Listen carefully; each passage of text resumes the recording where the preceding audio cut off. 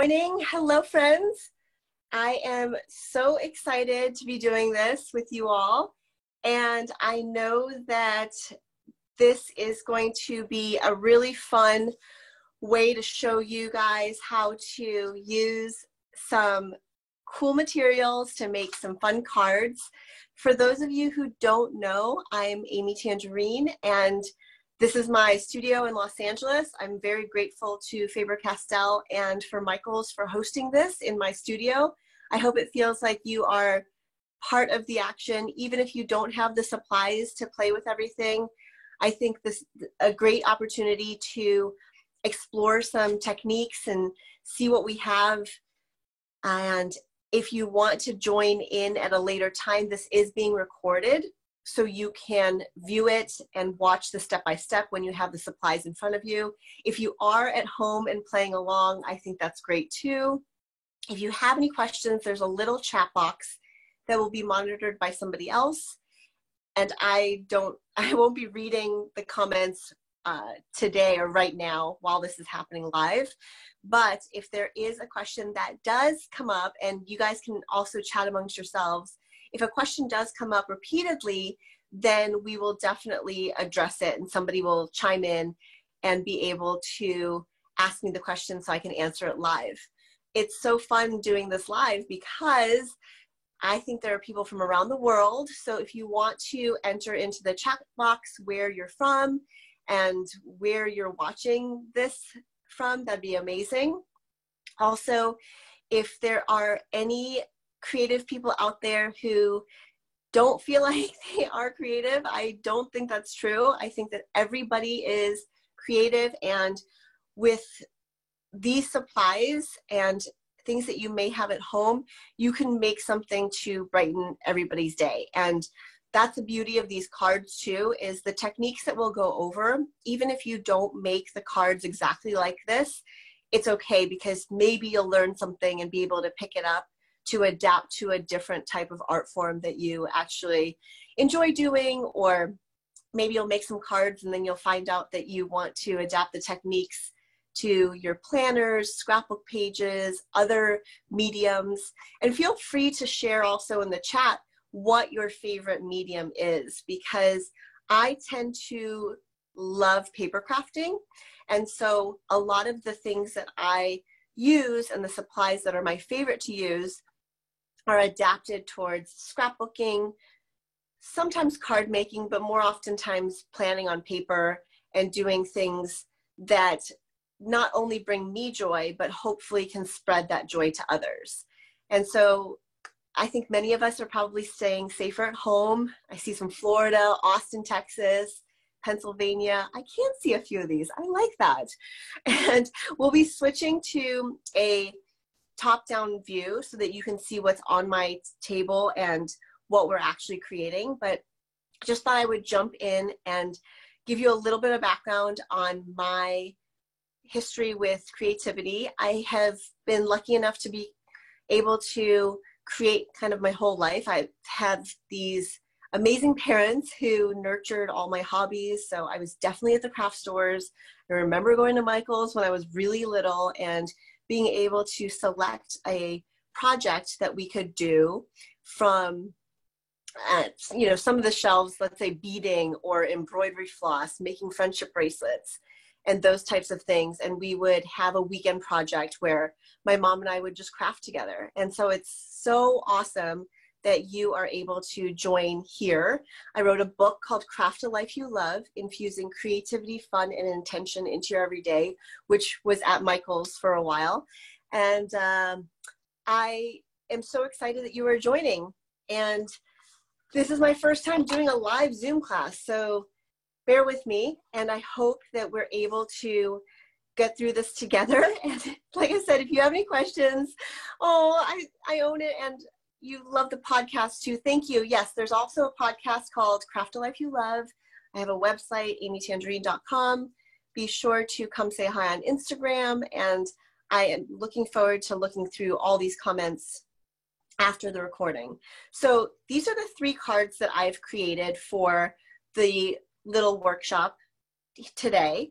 And look, you can make them however you'd like, and you don't even have to make them the way I have set up, but I thought it'd be fun to share these techniques with you because it was really fun experimenting. They're all on watercolor paper. So if you have just a little 4x6 piece of watercolor paper, this happens to be a postcard that is available at Michael's as well. I'll be going through the supplies in just a second that I'll be using, but I just wanted to really quickly go over the cards. So this is one that I thought was really fun, and you can send it to somebody to let them know that they're adding color to your world. We have one that says sending sunshine and smiles. It's just a little postcard. And then here is a folded watercolor piece of paper, and it says make lemonade. And I think that all of us are doing our best to make lemonade these days, right?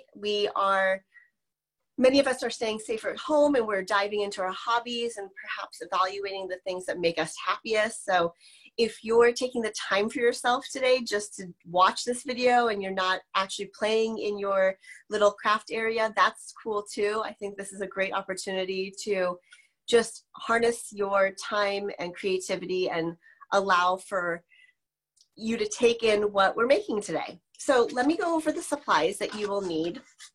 I have here just a glass of water, and I also have a glass of water to drink. So I put a straw in it just to make sure that I would distinguish, because there is nothing fun about drinking dirty paint water.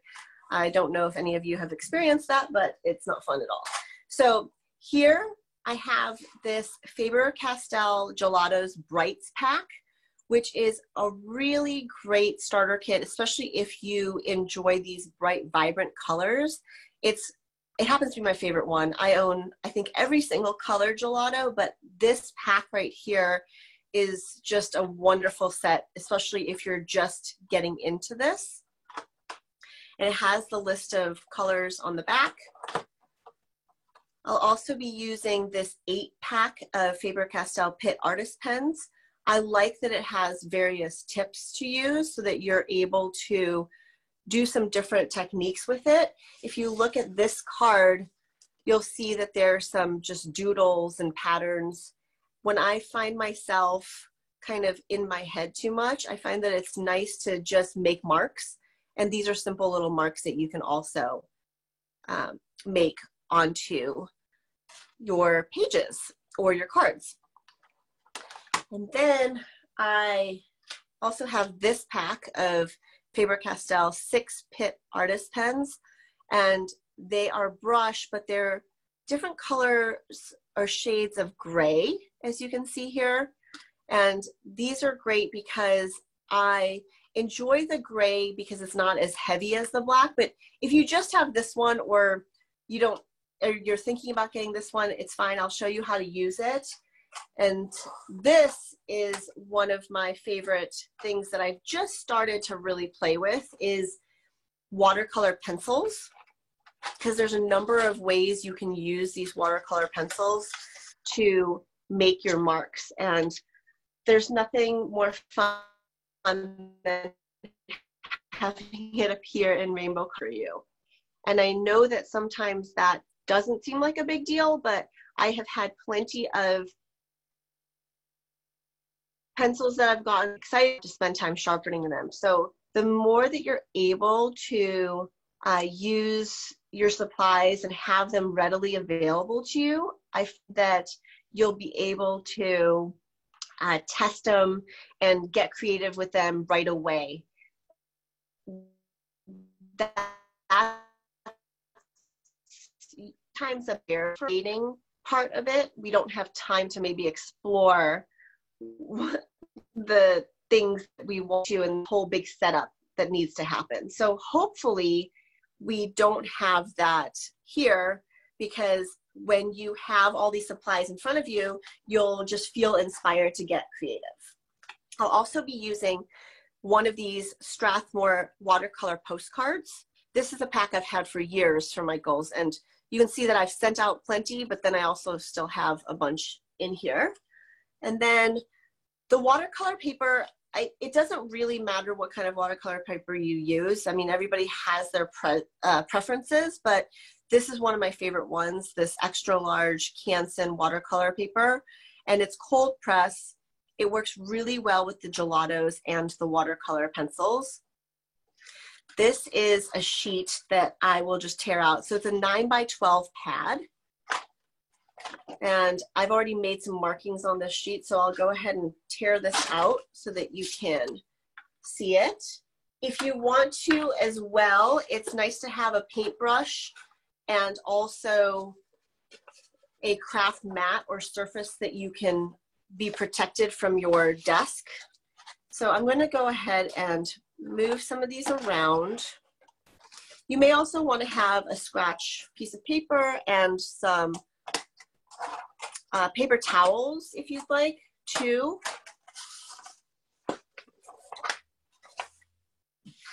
Does anybody have any questions before we dive in to our supplies?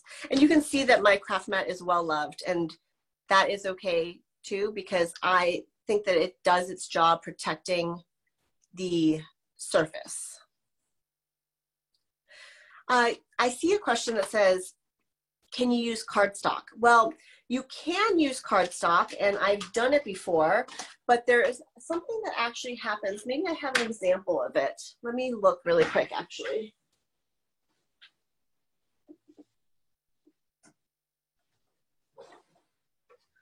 No, sorry, you know what? I don't have an example of what happens when you use cardstock, but there's something about this watercolor paper that's just a little bit thicker, and it takes the water a lot easier than if you were using just regular cardstock. So what happens is with regular cardstock, if you use too much water, it kind of pills a little bit, and you want to avoid that a little bit. And you can use regular paper. You can use whatever you have. It's totally fine. But just keep in mind the effect that the gelatos will have when you put the water onto it. It'll be different than if you're using watercolor paper. So maybe you just don't want to use as much water on your projects if you happen to be using something other than watercolor paper. I hope that makes sense. Okay, this craft mat is Ranger, and it is available at Michael's. And you can use, you know, anything that is, I guess, protecting your surface. So, and some people have desks that they don't care about making marks on. I just happen to have this white cover on my table because I like a white background. Okay, so the first thing is I will show you how I started off with the first project.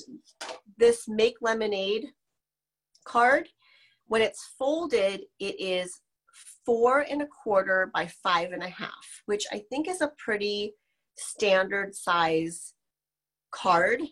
And what I did was I simply traced that dimension onto this sheet and used pencil. And I don't know if you can see the pencil lines, but you can also, you don't even have to trace it. You can just make this whole thing, this background. But if you want to conserve the paper that you have, you can actually make this and this decorated part of this card up here. And then there's another thing that's available at Michael's that's great is these blank cards. I've had this pack for a long time. I think it's a bulk pack with at least 50 different cards. And it's a good size, and it comes with envelopes as well. So you can get this for pretty cheap at Michael's. And then the postcard is just here. So if you're wanting to do this one first, I'm going to start demoing how to do this little technique. I'll keep this up here so it'll be a good reference for those of you who are faster than I am. I really wanted to show you the wonderful ways that this gelato blends. I'm taking the lemon right now, and the beauty of these gelatos is that you can use them for a while. I mean, they last a long time, and the colors are so vibrant. That's part of the fun. But I really just want to encourage you to play around, and don't be afraid to make mistakes. Oftentimes when you are creating art, the best times to learn are when you just let yourself play. So you can see here that when I opened it, some of the shavings came off and I just rubbed it, and that's what happens. And that's part of, I think, the beauty of these art supplies is that you can just go with it, okay? And it's not meant to be perfect. In fact, this will not look exactly like this, and it's not meant to either. And your projects won't look exactly like mine, they'll look like yours. And that's the beauty of it. So I'm simply going to, I took off the little cap and I pushed it up just a little bit. And what I'm going to do is just start making circles. So just circles throughout the page. And they're not even perfect circles, right?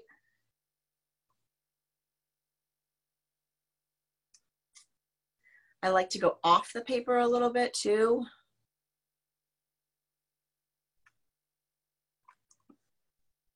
So you've got some semicircles. And the way it comes off onto the paper, you can sort of tell it's not fully saturated. And that's what is really fun about having this blend, is that when we get to that part, you'll see the colors sort of come through and really do some neat things together. Okay, so that is the lemon. And next, I will put a little bit of, let's use some bubble gum. Okay, and what I'm doing with the bubble gum is I'm not even doing a full circle, but I'm just doing a little bit over here, and then I'll do a full circle here, and then maybe one back here. And I can do another little accent on this circle.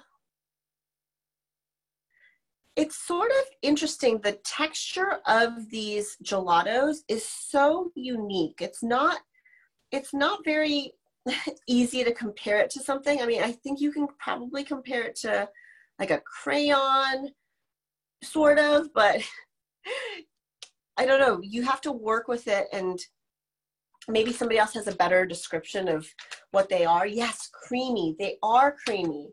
And they're similar to oil pastels, but they're also, I don't know, just, they're really rich and fun to use. I love playing around with them. So here is, okay, so it looks like I only used those two colors for my sample, and you can tell that there's some blending going on. And you can always add to it too. So what I'll do is I'll take the brush that comes in the kit, and I'll show you how to use the brush, and then you can also use the sponges that come along with it. So I'm just gonna dip my brush into the water, and let's start off with the first circle that we made. So here, I'm just going to come in with the water and slowly, and see how nicely it's working with the water. And it just has a really beautiful effect. Okay, so that's solid yellow. That's the lemon. That's what happens when you just put a little bit of water on your brush. I only dip my brush one time, and you can get a really nice, solid, but yet textured effect. Now I'm going to dip my brush again, just to get it a little bit wet. And let's take a look at what happens when we grab a little bit of that pink too. Look at how nicely it blends together. And you can sort of work it in the same motion. These circular little motions here. And I want to get it a little bit more wet so that the pink is blending a little bit more. Okay. All right, so we're gonna leave that one for now and then come back to it. I'm gonna barely dip my brush again and then bring it over here to this pink. And look at how, because I had a little bit of yellow there already, look at how nicely it's forming sort of a mixed peachy color. Add a little bit more water. And if you are better at blending than I am, I think this is something that you can definitely experiment with. And I'm sure there are many of you who are more skilled at this than I am, but I wanted to show you how easy it is to make something look good with these supplies and, you know, kind of at a beginner level of skill. Okay, so I'm going to just bop around and do the rest of these. Do we have any questions that I can answer while this is happening?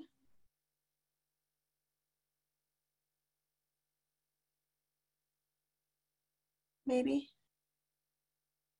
I love these Zooms because you all are in the chat probably helping each other more than anything. And I love that you're interacting and answering questions as you can too.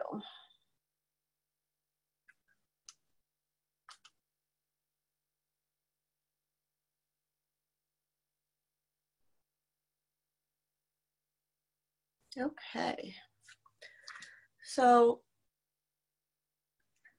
here we go.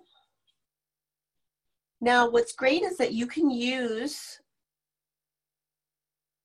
the gelatos dry or wet, right? So now that I have a few of these that are wet, I'll show you what happens when I add a little bit more onto here. So this is the bubble gum. Do you see how that just takes on the water so nicely? And then if you wanted to, you could just add a little bit more on top of it. Blend it with a brush. Amy, can you remind us what yellow it is that you're using? Sure, the yellow is lemon. I'm using lemon and bubblegum. Those are the only two colors that I put down, and you can see that the blending of them makes for a really, really fun effect.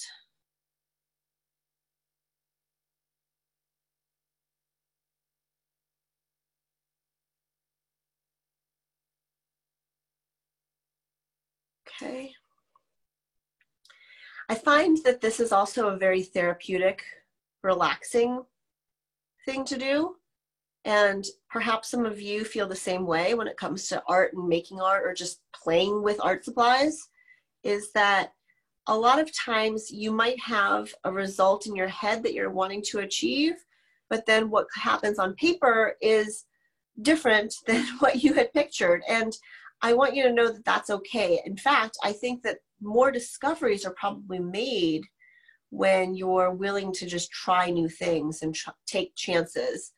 And you might just find out that you have a new favorite color combo or a new favorite technique or an effect that you didn't expect, and you can go with it. Or you may also find that, hey, it's not, oopsies, it's not worth doing and I won't have to do that again. So I'm going to add a little bit more bubble gum here again while it's wet. And then this time I'm not actually going to blend it with the brush, and then let's see how it turns out. Add a little bit more here too. And if I add a little bit more here, it'll bleed into this yellow one too.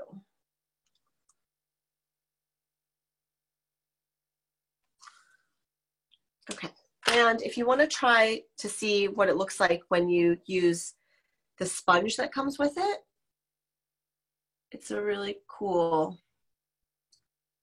light effect too. You can sort of dab it. It works differently when it's dry, and I'll show you that on a different card too. So it kind of soaks up the water a little bit. If you did find yourself using too much water, this might be a good way to remove it, as well as a paper towel. Okay, so you can see that this one is sort of blending in nicely, but because I want it to match the other ones, I would like to just add the water to it. And bring it together like that. Looks like I have a lot more circles on my sample, but that's okay. For this demo, you pretty much know that this is how it's going to look, and you're going to be able to add more as you see fit on yours. So because of time constraints and drying, I'm going to go ahead and set this aside and let this dry naturally or with the air. I'm not going to put my heat gun on it. If you do have a heat gun, you could definitely dry it or take a blow dryer to it, but just be mindful when you are putting the air onto it.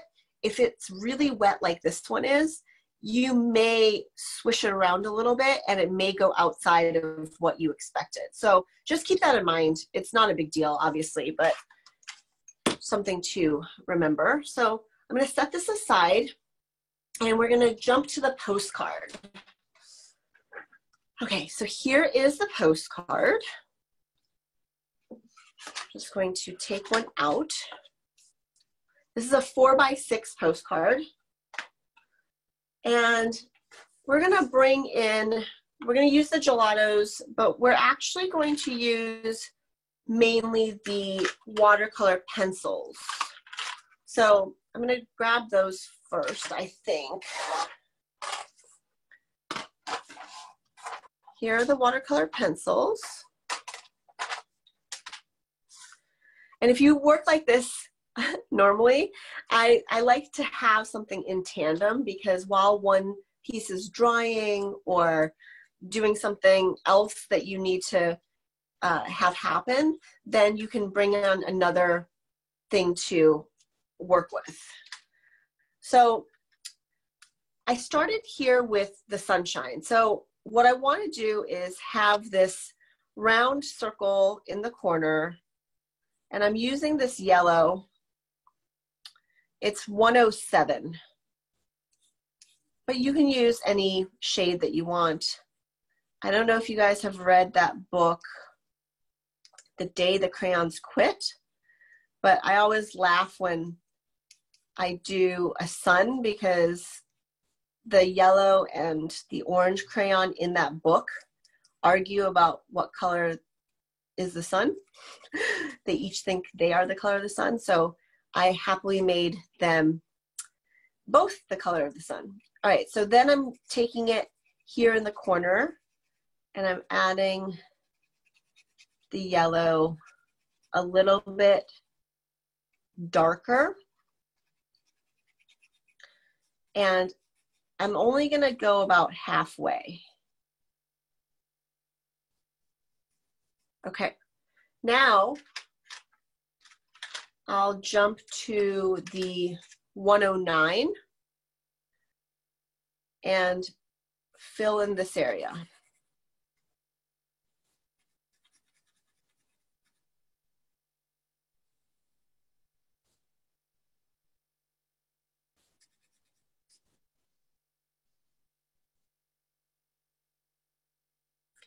So I'm going to go up to the edge of the yellow and then just cover it up a little bit.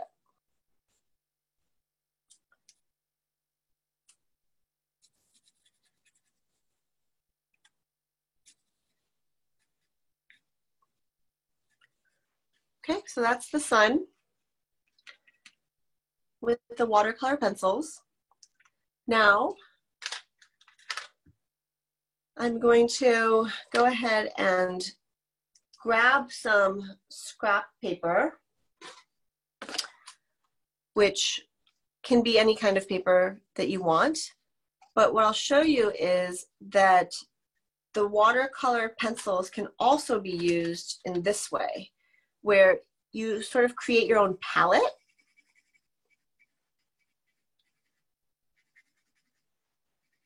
And I'm just drawing the watercolor pencil in a splotch onto the scrap paper.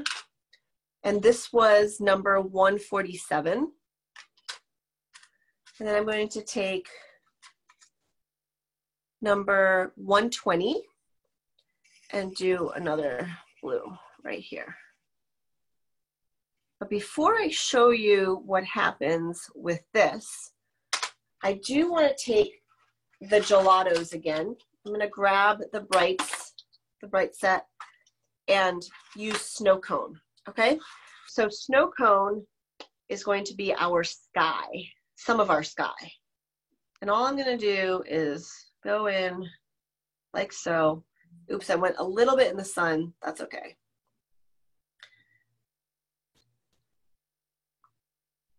And I'm not really worried about the coverage so much, but I'm putting a little bit of color down on this middle section.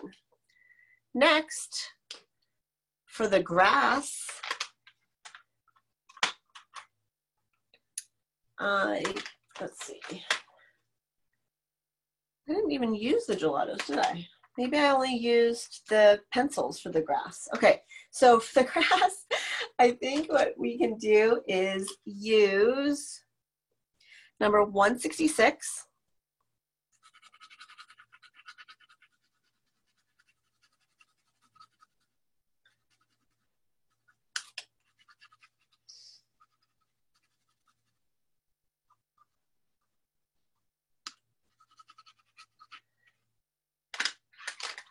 And I will use a little bit of the 167 on here. I don't think that's actually the color that I used though. I think I used in the sample 163. That's right. All good. Now,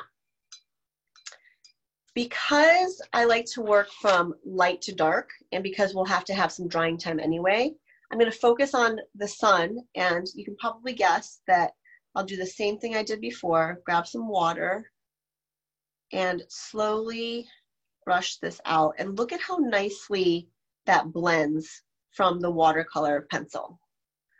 And then what I'll do is I'm going to start on the outside of the sun a little bit and work my way in towards the yellow.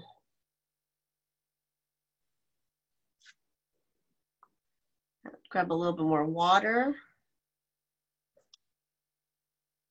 And then you can see how nicely it blends together.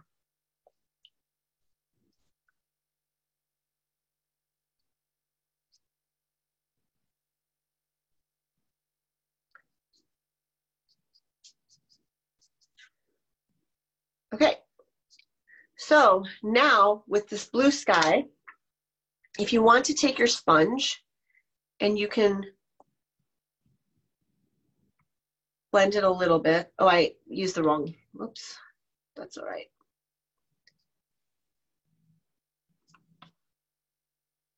You don't have to blend it thoroughly, just a little bit throughout.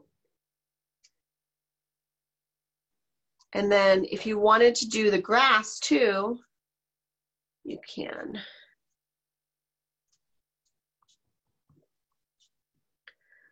Great.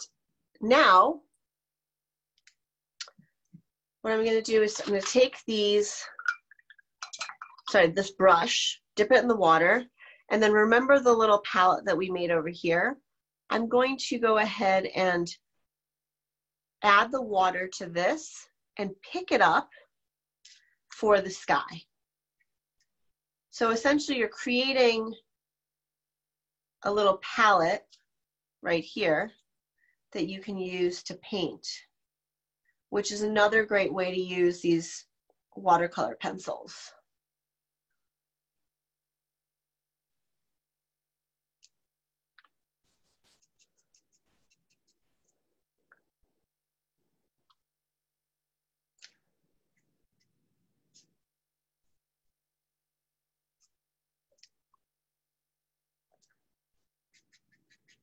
And look, if you wanted to make some more, just do it again.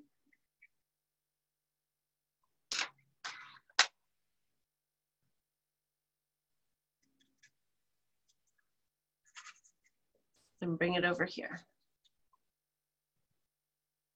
because I want the sky to be a little bit of a gradient, it's not really a solid color, at least not in California. I don't know, maybe where you are, you can see the sky as a solid color, but there's always a gradient here in Southern California. So what I'm going to do is grab some of this darker blue, get it wet with water, and then fill in the top a little bit darker. And I can always bring it down too.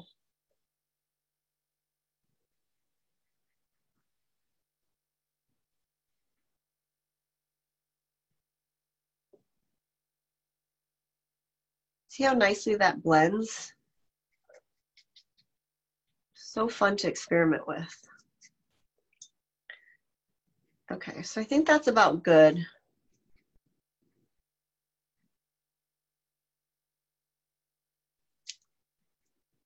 And now to do the grass. So here, instead of going ahead and putting the water down first, what I'll do is I'll grab some of this color and then put it on top. Different ways of experimenting with the same basic supplies. You can make your own discoveries and really just enjoy the process. I think so much of this art making is therapeutic and necessary for us. I'm sure many of you feel the same, where you can get lost in time in a way when you're making. That's how I feel. Okay, so I have to let this dry before we actually add the lettering and the black marking. And I think that won't take very long, but the postcard says, "Sending sunshine and smiles." Your postcard can say whatever it wants, but, or whatever you want, I should say. But here is the pack of pens that I like to use. The reason the Pitt artist pens are so great is because they have all these different tips, and it's a nice variety, and you can do the filling in and the actual brush lettering and bold lettering and script with this. But I do need to let it dry before I do any of the application, or else it will smudge. So let's set this one aside, and we will bring back the original sheet, which is still not dry. I just put my hand in it, but that's okay. I'll show you what you can also do. So I just put my fingers in this, but it's very wet, and you can actually use your fingers to blend and have this different effect. And of course, I told you to have a paper towel handy, but guess what? I don't have a paper towel handy. It's okay. I'll wipe it on my dress. You won't be able to tell. Okay, maybe that'll help dry it a little bit, but I'm going to not worry about it, and I'll flip it over. And this is the area where I want to create this background. And I didn't use the watercolor pencils at all for this, so you can put those aside if you're playing along and bring back your brights. Okay, so for these, sorry, you know what I want to do? So my fingers have some water and gelato on it. I'm just going to go ahead and put that on my background, my paper. I'm using this as a paper towel to wipe it on. Okay. For this rich, vibrant, oopsies, background, I used several different colors. Now, you can experiment and see how you like your colors to relate. I tend to want to just choose colors that are appealing to me, but sometimes colors get muddy. So this was the other part of this that I didn't doodle on. And you can see where this got a little too gray and muddy for me, and you can see this water that dripped down here. And I just don't really like that part, but I'm gonna save this because then maybe I can stamp on it or create a different background, and I can use little pieces, I can use punches for this as well. So when I was experimenting with this, I actually used a full sheet of 9x12 watercolor paper, and then I cut it down to make this card. Okay, so in the same idea of these gelato usage that we did here, I'm going to go ahead. It's not really blending the way I want, so sorry, I'm just gonna fix this really quick. Okay, there. All right, here is the lemon gelato, and I'm going to pop it up just a little bit more. And with this technique, all you have to do is make these little streaks, and there's no rhyme or reason for placement, really. I just want to start with the lighter colors and then move up to the darker, sort of. I mean, it depends on how you're approaching this. If you're using the same exact colors that I'm playing with here, then I would say this is a good way to do it. So you start off with the lemon first. And I believe I used both the bubble gum and this other color, this other pink that is called passion fruit. I think I used both of them in this piece. So let's go ahead and, oh, you know what? Now that I'm looking at it, I don't think I did.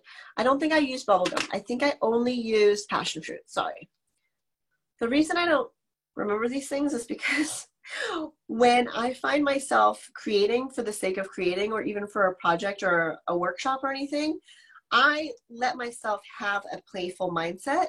So I try not to be so systematic, because I don't really necessarily think that you should be either.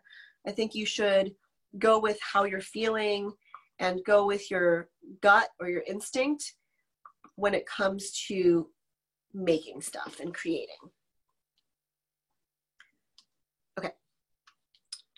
And like I said, yours is going to look different than mine. Mine's not even going to look the same as this. And that's what we have to embrace. Or we don't have to embrace it, but it's easier if you do. So here's the snow cone. And I'm going to bring in some snow cone here.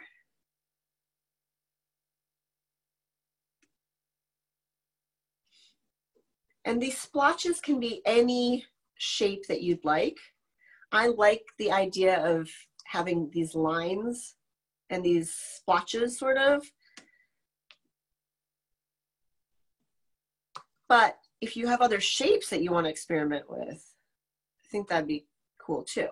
So what happens when you go on top of another gelato, you can see that it's already sort of blending together to make a different color. That's really kind of neat too. So that was the snow cone. And this is the boysenberry. And I'm not going to use too much of this boysenberry because I just want it to pop a little bit.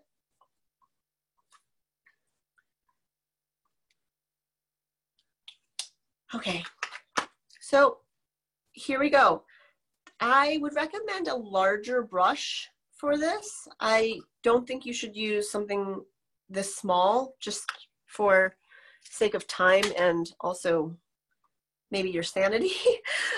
You can use a round brush like this, or if you have a flat brush, let me see if this flat brush, okay, so I think this flat brush is clean. Let me grab another one. All of my brushes seem to not be, okay, here we go.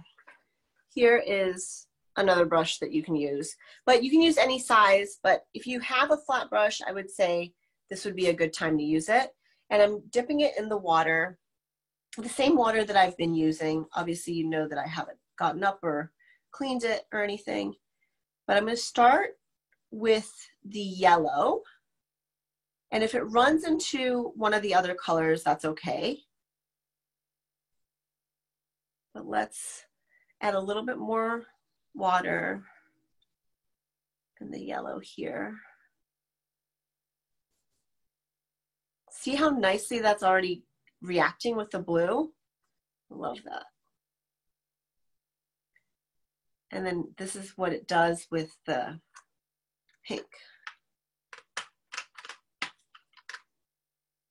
passion fruit.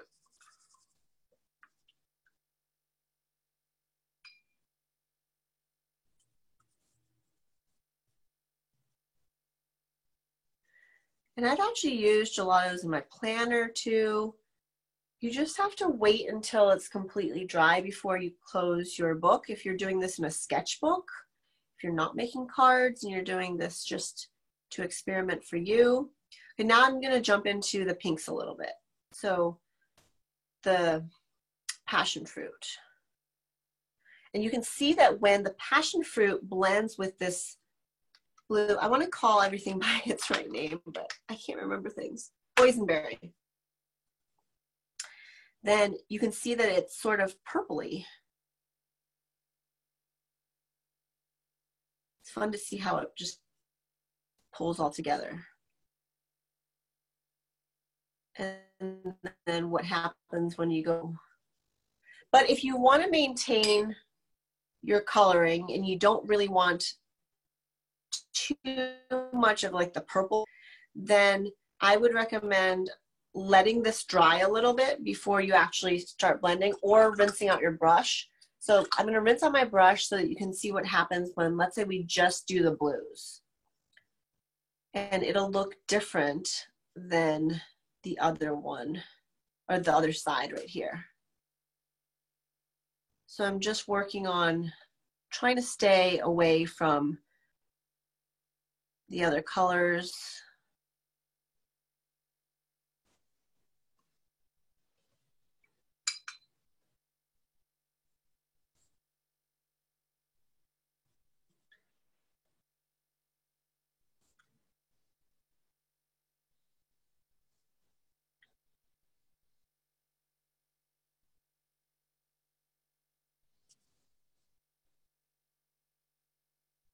This one I may have to actually turn on my heat gun to dry because it is very wet, and I think we are shooting for just a little over an hour for this workshop, but we might go a little bit over. Are there any other questions that I can answer while I'm pretty much doing the same thing I was doing before?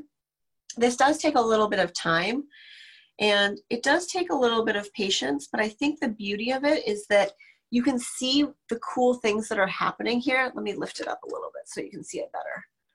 Look at how neat the effect is. Can you see how the colors are blending together? Amy, we're not getting a whole lot of questions about the projects, but we do have a few questions about where you find your inspiration and also what got you into it. Sure, yeah. Okay, so inspiration, I believe, can be found everywhere around you. And if you're stuck and not feeling inspired, what I found is that usually it's a mindset shift that I have to make first before anything else. So I do silly things like meditation, or just for a few minutes, you know, playing with supplies and just sort of allowing myself to have the space and create the space so that I can invite something that I may not have found inspiring before. I used to say that, you know, you just go for a walk and you can find inspiration, but maybe you're staying at home and you're not going outside as much, then I would say, gosh, there's so many places that you can seek it, but I think that first of all, you have to clear your mind and be open to it and be open to receiving the inspiration and information.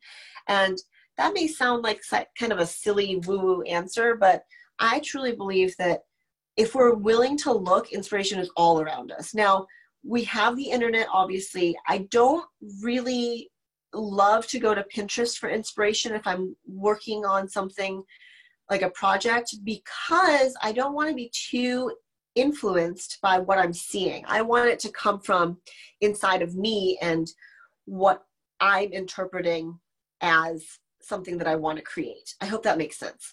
But if you are obviously just feeling down and you just want to make something, Pinterest is a great resource. I love looking through books and magazines, and I think that living your life in the And the best way that you can live it is a constant source of inspiration. And I don't know if that's a satisfying answer, because I really just believe that we all have it within us and we just have to extract it. But we can also be inspired by what is around us. Go take a walk, look into nature. What are the favorite things that you like to do? Sometimes you have to switch gears completely if you're not feeling inspired and you have to do something else. Sometimes people are really good at baking, and through the process of making something from a recipe, you might find that you're suddenly inspired. Excuse me. If you're looking through magazines, maybe you love quilting or doing something with fabrics. Maybe you can look at some of the fabrics and then you can see the colors and the way they inspire you. And you can take one piece of something that you see and apply it to something as a starting point for your projects. I hope that that makes sense. I hope that that suffices as somewhat of an answer. But, luckily, even during this time and in the middle of a pandemic, I find myself inspired, but maybe not motivated to make something. Okay. So I think there's a difference too, where that in itself is an indication that maybe I need to do something for my mindset. And sometimes it's just mindlessly creating a background that you don't know how it's going to turn out or look. And as far as how I got started creating with my career is that I've always been a maker, and I am really drawn to making things for not only myself, but for other people. And I think the more that you make and the more that you share your work and get feedback and are open to things, the more that you can infuse the creativity into your everyday. So in high school, I actually made my own prom dress, not because I wanted to make my own prom dress, but because there was a need. And the one that I wanted, which happens to be Jessica McClintock, I don't know if I'm dating myself for sure, but there was this beautiful champagne colored Jessica McClintock dress that I wanted to wear to prom. And it was $350, which was way out of my budget. So instead, I went to the fabric store and I bought 2 patterns. And with those 2 patterns, I combined it to make my dream dress, okay? And I bought the material that I wanted and the trim that I wanted. This was back when gloves were really popular. I don't know if you guys remember this, but I even bought a pair of white satin gloves and took them to a place. I think it was just my tailor, actually. I can't remember exactly, but they dyed my gloves for me. And this is before you could just like jump on Google, because I graduated high school in 96. I'll let you do the math. But it was at a time where you can't just Google places. And so I think I looked in the phone book and found a place that could match my white satin gloves to the color of my champagne dress that I wanted. And I was making my prom dress in sewing class my senior year of high school. And I had a substitute teacher for my sewing class who was the mom of one of my friends. She was actually the mom of a friend who was dating my really good friend. And so she had asked me, you know what, Laura's having a really hard time finding a dress that she wants. She wants this beautiful satin blue mermaid. It was like this color blue dress. Would you be willing to make hers too? And so 3 weeks before prom, I was commissioned to make somebody else's prom dress. And if you've read my book, you heard the story about how it turned out to be a near disaster. But anyway, I think that it all ended up working out, spoiler alert. And through the process, I also learned a lot about how, you can enjoy doing something, you can enjoy doing something for somebody else, but to make a living out of it, it was obviously one of those things where I didn't want to be sewing dresses for too many people, especially considering the rate at which I charged made it so that I think I made like maybe $5 an hour, maybe less. But the enjoyment and the process and the rewarding feeling that I got seeing her in her prom dress and then me wearing something that I had made, that was fulfilling in itself. Okay, so I'm going to let this dry. So Amy, we had a few people asking questions about if their colors are getting muddy or how to prevent that, or if you actually get too much water on your paper. Do you have any recommendations for how to fix that? Yeah, I would say get a paper towel. In fact, you know what? Let me just get up. I have a paper towel across the room. I'm just going to grab it. And I'm going to show you what happens when you have your, let's say, muddiness, which, you know, my muddiness sort of ran together, but I know the feeling, and it even happened here a little bit too. And I just go with it. But what you can do is while it's still wet, you can try to pick some of that up. It depends on the colors that you're using. And really, I think so much of it is experimentation. So let's say I like the way this looks. I love this section right here. I love how those colors have gone together. So I'm just going to take my paper towel and kind of force it to dry this way. And look, you can do as many layers as you want. The nice thing about if you have muddiness and you can catch it sort of right away before you add too much water, you can actually dry it with your paper towel and then go in over it with the more vibrant colors, with the brighter colors. And this one, what I did was I actually did 2 layers of this. So once this was dry, I went back and did another layer, repeating the process. But I like how this tone is happening, where it's a little bit lighter and not as dark and rich as this. You'll find that there's different effects that you can see and discover. Another thing is, if you want to try to rub it, you can with a paper towel. But this is my favorite section right here. That section right there is my favorite. And it's still a little wet. This section is still a little wet. So I might have to turn on, I'm sorry, I hate it because this is really loud. But if it's okay with you guys, you can mute me for about a minute. I'm gonna go ahead and dry this because for sake of time, hopefully it's not too loud. Here we go.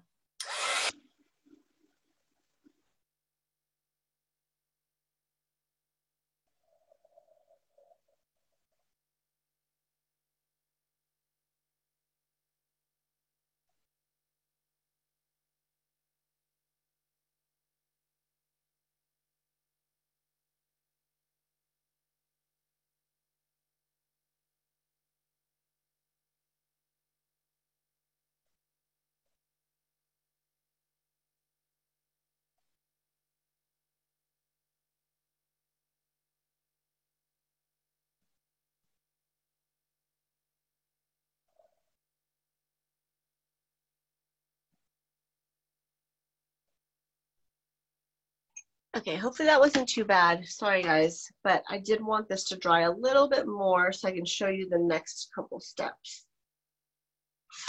Whoa, okay. So what I will do is, you can go ahead and trim this now, or you can leave it on, but I'm gonna go ahead and trim it. Let me clear off my space a little bit. I'm going to go ahead and move this too. This is my favorite Fiskars trimmer. And because I already have the pencil lines there, I'm going to trim this card where the pencil lines are.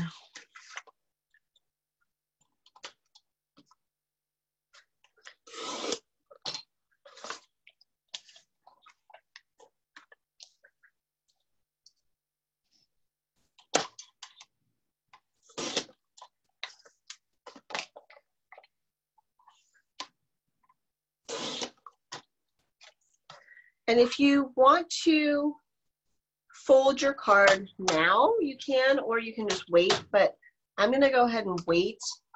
And I don't even remember how I had it, like this. Yeah, I think I did. So let's bring the other card back. Okay, here we go. So make lemonade. I used some of the gray Pitt Artist pens. I swear I used them. Looks like I taped it back up though. Okay. And I think I chose the lightest one, but then this is the Warm Gray 3. And you can just pick a couple to do this on. I'm just going to select this smaller one here and go over it. And this is what's happening because it's not completely dry. I prefer to wait until it's completely dry, but that's okay. This little effect is happening.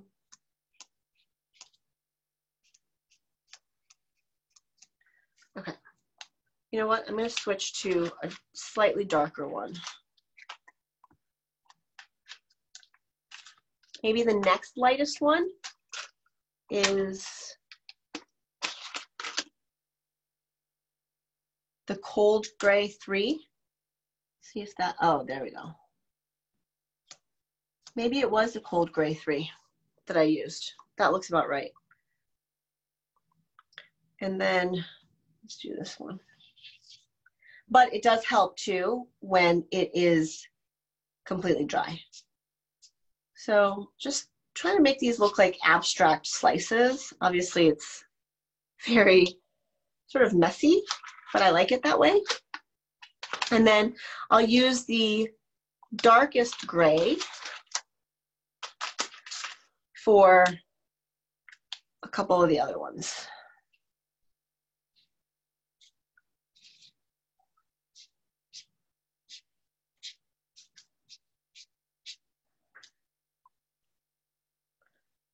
Maybe this one.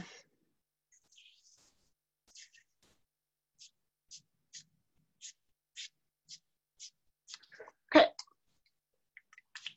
Now for the Make Lemonade, I'm switching gears and I'm going to grab my black pack. And the fun thing about these pens is that you can use them on all kinds of projects. My favorite one that has this effect is the SB. It's the soft brush. It has a very brush lettering look to it. And typically, when you're doing brush lettering, you want the down strokes to be thick and the up strokes to be thin. But this is a little bit more playful.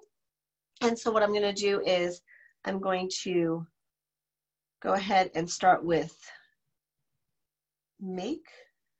So that was a thick stroke down, but I'm going to do thin, thin, thin, thin, thin, thin, and then the A thick, and then this one's going to be thin down. And brush lettering just takes a lot of practice, but give yourself a lot of grace when you're learning and stick with trying doodling and making marks with these pens every day in a journal. I promise you, after 30 days, just 10 to 15 minutes a day, you will see improvement. So let's go with the lemonade down here. Oh, you know what I should have done? I probably should have folded this card first. Look. Oh, it's all right. Okay, so here, I went ahead and folded the card. Probably should have done that first. And look, I marked up my table a little bit. Hopefully that'll come out. Oh wait, no, it's waterproof and permanent. Let me clean this really quick. Sorry guys, little clumsy.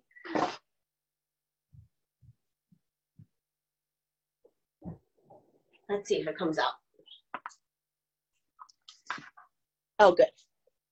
It was still wet, so it came off nicely.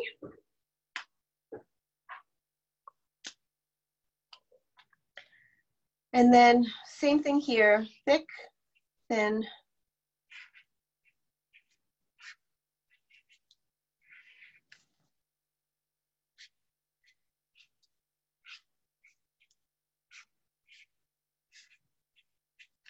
There we go. Make lemonade.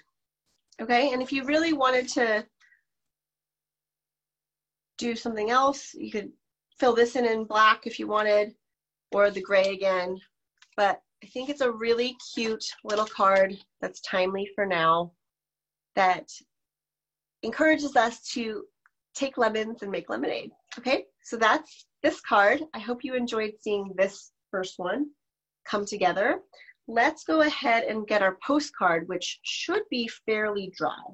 I might just zap this, if you guys don't mind, with the heat tool for less than 30 seconds.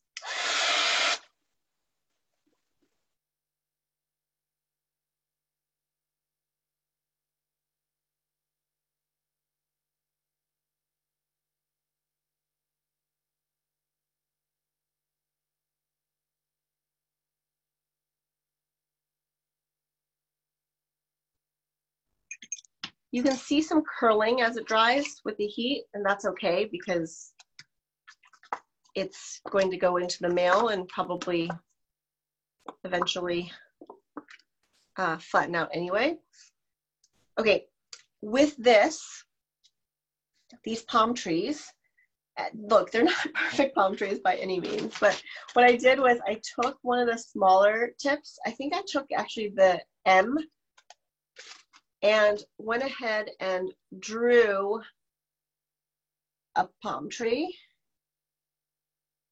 See how this isn't completely dry, which is why the line isn't as solid as I would like. But I can just go ahead and fill that in. Oops, I am messy today. I should probably bring back my craft mat for this. Sorry, since I'm running off the postcard a little bit. Okay, so then I'll draw the leaves.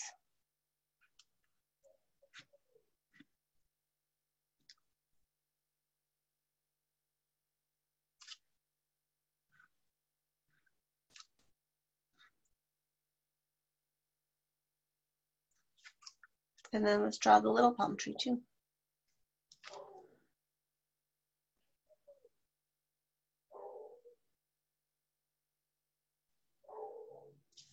Okay, now I will take something thicker like this soft brush, or you can take this 1.5.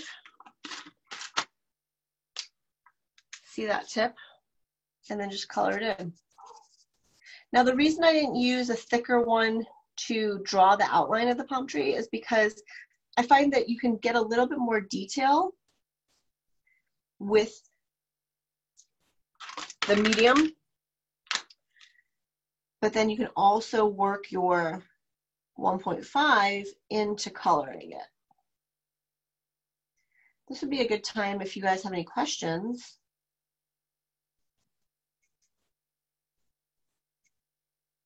I'd love to take them. I hope you've enjoyed this so far. I've had a lot of fun. I wish that I could do 3 things at once though. I wish I could talk, draw, and read the comments. But I've had a lot of fun. Busy right now, Amy, so I think they're too busy to type questions. Oh, good, good, good. Okay. And I love that you all have conversed probably with each other and figured things out. And to all my friends out there who have said hello on Instagram, I'm Amy Tangerine, and you've commented on my posts or watched my YouTube videos and commented. And, you know, I try to read every single one and comment back. So thank you. Thank you for joining, and thanks for giving yourself the gift of this time. Coloring is one of those things too. Sometimes I get impatient and I want to rush through it, but that's another thing about enjoying the process of creativity, is when you have these wonderful supplies and, you know, hopefully you guys are carving out time for yourselves, then you can enjoy the full process. I sometimes just want something to be done, and that's why I enjoy working on a smaller format. A postcard is great because not only do you get the enjoyment from making it, but, you know, think about the receiver on the other end getting something that you handmade that they're going to get in the mail. Plus, I think sending mail is really important right now because I don't know about you, but I feel tremendous joy when I get something in the mail that's hand done or even handwritten, a little card or anything. So, I mean, maybe anything except for a bill, right? That's not exactly handwritten. That's not what I'm talking about here. But if you're able to get something handmade from somebody or send something that is just letting them know you're thinking about them, I think that's super fun. So I'm almost done with this palm tree here.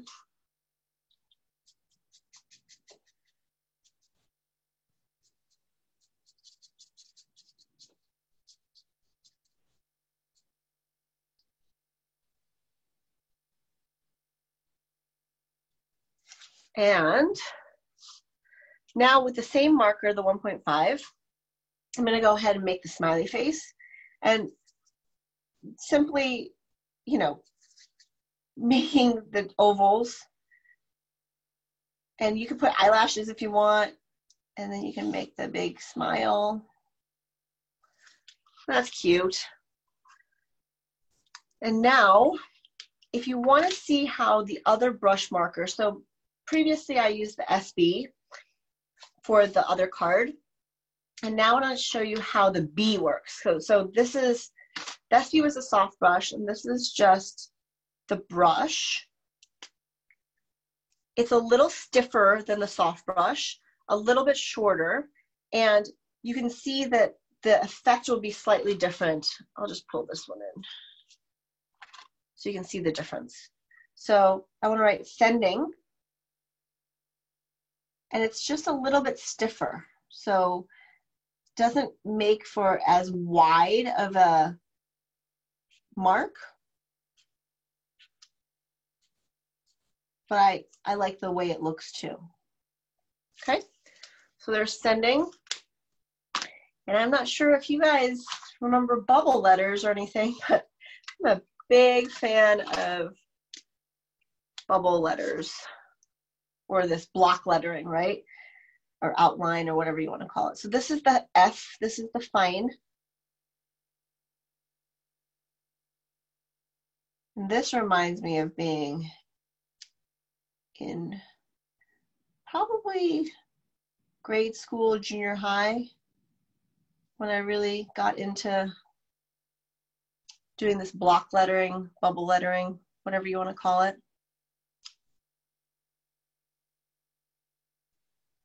So there's sending sunshine, and then you can add a and smiles in a finer point if you want. And what's nice about this illustration is it shows you exactly how thin you can get. So I'm just going to use the S and add and smiles. You can add a few little hearts too, if you would like. So that is that one. Cute, right? So let's finish up the other one. I might just have to tell you how to do this, but because this is a bigger area than the card, the blank card, what you can do is, the reason I tore it like this is because I wanted to have room to letter at the bottom. So you can do the same thing, and you can tear off this edge. And the way I'm tearing it is I'm pulling up the right side, and then it's leaving this nice ripped, torn edge look here. All right? And then the blank card is already scored. What I did here was I attached a little bit of the back. And you don't have to do that. You can though, but I'm going to go ahead and look at how this measures out. I really want to include, this is my favorite part. Ooh, I should have done something different. Really wanted that front and center. Oh well.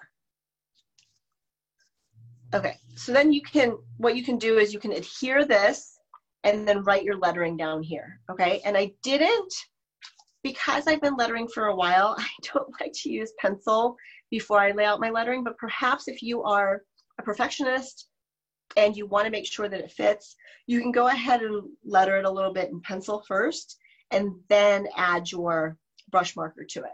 But in order for us to not take up too much of your day, I want to just show you how to make these little marks.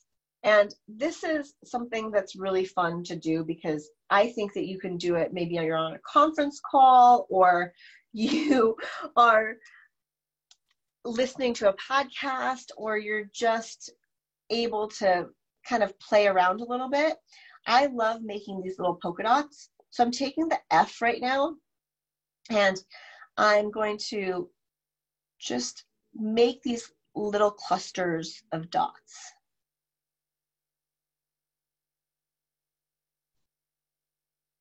And if you are making projects and you want to tag me or use the hashtag AmyTangerine so I can see it on Instagram, I would love to see how your projects turn out.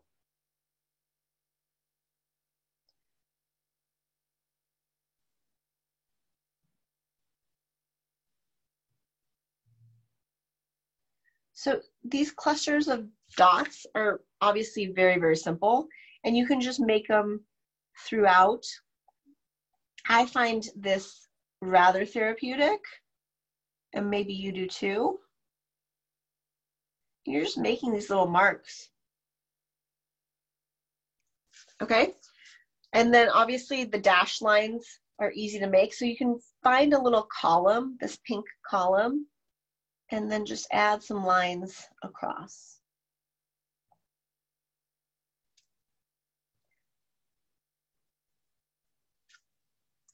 And for these little plus marks, I'm going to take the M, the thickest one, and then just add some plus marks, some positive vibes out there.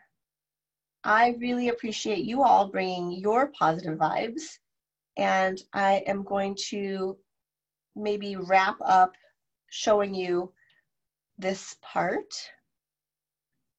And you know what I might do is, because I love this, I might just make this into the front of the card. So instead of adding this torn bottom piece, I'm gonna just write it on top here. So I'll show you how that looks.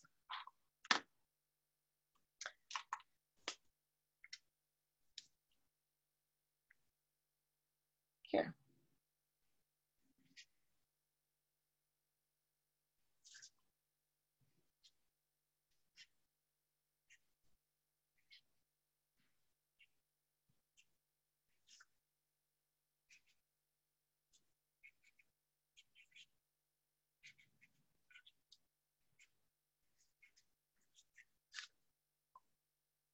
A little heart. So if you want to maybe switch to the frontal view, I can say a quick little goodbye, and I have really enjoyed this so much, and I hope you do too, or you did too. And I'm sending you sunshine. I hope you're making lemonade, and I hope you feel inspired. Thank you again to Faber-Castell and Michaels for hosting this class.